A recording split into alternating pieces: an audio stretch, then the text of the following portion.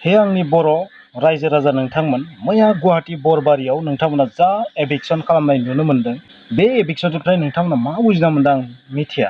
नाथाय आं ओरैबायदि सानदों, बे एभिक्सना जाहैबाय मा बर'फोरनि जि धैर्यनि जि सिमा बेखौ आनजाद लादों आं बेबायदि सानो। गुवाहाटीनि माखासे जायगायाव बेबायदि सरकारि हायाव दखल खालामनानै थानाय गोबां हारिनि सुबुंफोर दं, बर'फोरल' नङा गुबुनबो दं न' दाउट। आरो जों नुदों माखासे बोसोर बेबायदि एभिक्सन जायाखैमोन। न' दाउट दा थानाय सरकारखौ जों नुनो मोनदों बेबायदि आयेन सेफायनानै बेबायदि दखल खालामनानै थानायखौ होस्रांदों। नोंथाङा मिथिगौ जगि आदित्यनाथ बिथांखौ बुलडजार होननानै बुङो। थिग जोंनियावबो बे कालसारानो दा जों नुगासिनो थादों। आरो डाइरेक्टयै बर' सुबुंफोरखौ एभिक्सन खालामनाया एसे गोब्राब। बेनिखायनो गुबुन हारिनि सुबुंफोरजों लोगोसे बर'फोरखौबो बे चान्सआवनो एभिक्सन खालामफादों आं बेबायदि सानो। जोंनि माखासे लिडार बिथांमोनखौ मोनसे टेस्टिं नायदों आं बेबायदि सानदों। बिटिआर गोजोन गोरोबथानि थ्रयै जुदि सानजाहा जुदि सिमाया बारायोबा बेयो बर' नङि सुबुंफोरनि थाखाय, ट्राइबेल नङि सुबुंफोरनि थाखाय गन्थंखौ हास'नाय बायदि, नङा होमबा? जुदि मोगथां जायोबा मोगथां जायोबा बिटिआर गोजोन गोरोबथा हिसाबै जुदि सिमाया बारायबा 5 बोसोरखौ जों नेनांगोन रायजो राजाफोर। जुदि मोगथां जायोबा बेयो माने बिथांमोननि गन्थंखौ हास'नाय बायदि जाहैगोन आं बेबायदि सानदों।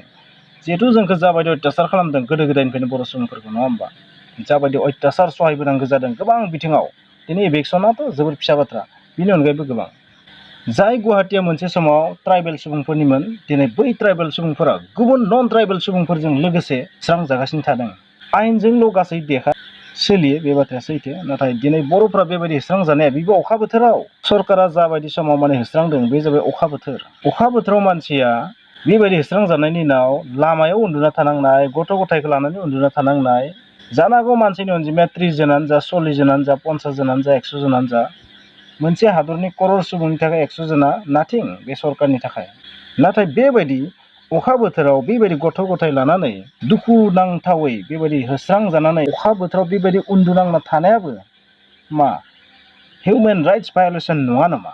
मा सरकारनि बादिब्ला बै बेदखलै थानाय सुबुंफोरा, बेबायदि सरकारि हाखौ दखल खालामना थानाय सुबुंफोरा बेबायदि अखा सिजानांगौमोन, बेबायदि लामायाव ब्रेड जानानै थानो गोनांमोन?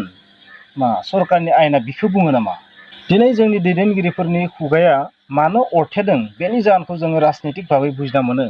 आरो बिटिआर जि गोजोन गोरोबथा, बे गोजोन गोरोबथाया ओरैबायदि मोनसे गोरोबथा जेराव आसाम सरकारजों लोगो नांनानै बे खामानिखौ मावफुंनाय थांगोन।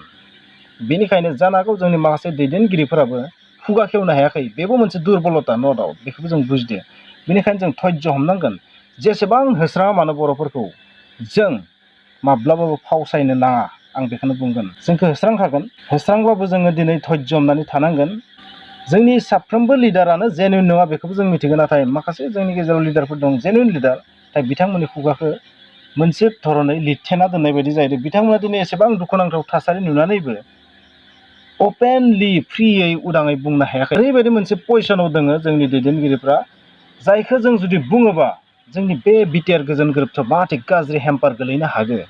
बेनिखायनो आं दिनै बुंगोन, हे बर' रायजो राजाफोर, गुवाहाटीयाव थानाय बर' रायजो राजाफोर, नोंथांमोना धैर्य हम।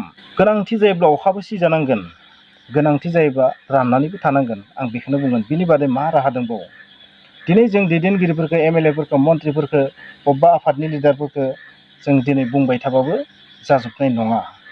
दिनै बिथांमोननि खुगाया लिरथे जानानै दं। 5 बोसोरनि उनावबो जुदि बिथांमोननि खुगाया लिरथेनानै थायोबा अब्ला खिन्थु जों लिडारफोरखौ रायनो स्टार्ट खालामगोन। दिनै जों 5 बोसोर लिडारफोरखौ जेसेबां गोरायै रायनांगौ एसेबां गोरायै रायनो हानाय नङा। मानो होनबा बिटिआर गोजोन गोरोबथायाव जाखिनि सिमा बारायनो गोनां दं, बेनि सिगां लिडारफोरनि खुगाया थारैनो अरथेजानाय, आं बेखौ बुंगोन। जाबायदि गोरोबथा बेबायदि हिसाबै दिनै सरकारनि मानसिखौ जेबो बुंनो हायाखै। जोंनि सासेबो एमएलए, सासेबो इएम जेएम मन्थ्रिफोरा दिनै फंसेबो बे गोरोन्थि जादों, बे अयनाय जादों होननानै अपेनलि बुंनो हायाखै। जानो हागौ बिथांमोना सावरायदों, न' डाउट सावरायदों, बिथांमोना सावरायदों, एराधरानि गेजेरजों सावरायदों। जुदि जों सावरायाखै होनो अब्लाबो गोरोन्थि जागोन। बेनिखायनो नोंथांमोना धैर्य हम। जेब्ला समा फैगोन अब्ला जोङो बे इभिक्सननि फिथाइखौबो जोङो डेम'क्रेटिक भाबै होनांगोन। आरो डेम'क्रेटिक हादराव बेबायदिनो सबबो सुबिदा लानानै अत्याचार खालामो सम सम। आरो ओरैनो बर'फोरखौ माब्लाबाबो सान्ति दोनाखै गोदो गोदायनिफ्रायनो। दिनै ससियेल मिडिया फैदों, माखासे निउस मिडिया फैदों, प्रिन्ट मिडिया फैदों बर'फोरनिबो। बेवहायसो जों माखासे बाथ्राखौ मिथिनो मोन्दों। नाथाय गोदो गोदाय बे बाथ्राफोरखौ जों मिथियानोमोन, नुवानोमोन, निउसआथ' फोसावानोमोन खायसे खायसेखौ। जाबायदि दिनै ब्रेड जानानै थानो गोनां जादों, अखा सिजानानै थानांगौ जादों, दिनैबो अखा हागासिनो थादों। बे अखायाव एसेबां हाब्रुनि गेजेराव आलाय सिलाय तिरपाल सोंनानै थानांगौ जादों। जानो हागौ जोंनि एमएलए मन्थ्रिफोरा बिराद क्वालिफाइड, बिराद गोरों, बिराद माने गेदेर गेदेर इउनिभारसिटियाव फरायनाय खोमा, केम्ब्रिज इउनिभारसिटिफोराव फरायनाय खोमा। बिथांमोना जानो हागौ बिराद गिदिर गिदिर पन्डित। आरो आथिखालाव गोबां आइपिएस अफिसारबो दं, नङा होमबा? इउपिएससि एग्जाम, एपिएससि एग्जाम खालामनानै पास खालामनाय गोबां अफिसारफोर दं। जानो हागौ बिथांमोना बेबायदि बोसोन होदों खोमा होखारनांगोन होननानै, खिलनजिया मानसिफोरखौ होखारनांगोन ना, ओरैबो जानो हागौ। नाथाय बे बाथ्राया सैथोदि बिथांमोननिख्रुइ बांसिन गोरों मानसि समाजाव दं, बे बाथ्राखौ आं अरायबो बुंगोन। बिथांमोना जेसेबां आयेन मिथियो, बेसेबां आयेन मिथिनाय सुबुङा बा बिथांमोननिख्रुइ बांसिन आयेन मिथिनाय सुबुं जानो हागौ जोंनि समाजाव दं दाबो, नाथाय खुगा खेवनानै बुंनो हायाखै। दिनैनि थासारियाव रावनिबो मुं लानानै बुंजाया। जों 5 बोसोरखौ नेनांगोन। बे 5 बोसोरनि उनाव बेबायदि जुदि इभिक्सन खालामनो दम दंबा खालामथों। डेम'क्रेसिनि गासै रुलजों होस्रिख्रावनानै जों बेफोरखौ थान्दा खालामनांगोन। दिनैनि थासारियाव जों अखा बिसि जानांगोन, जानाबो थानांगोन, ब्रेडबो जाना थानांसिगोन। उपायथ' गैया। खुलुमबाय।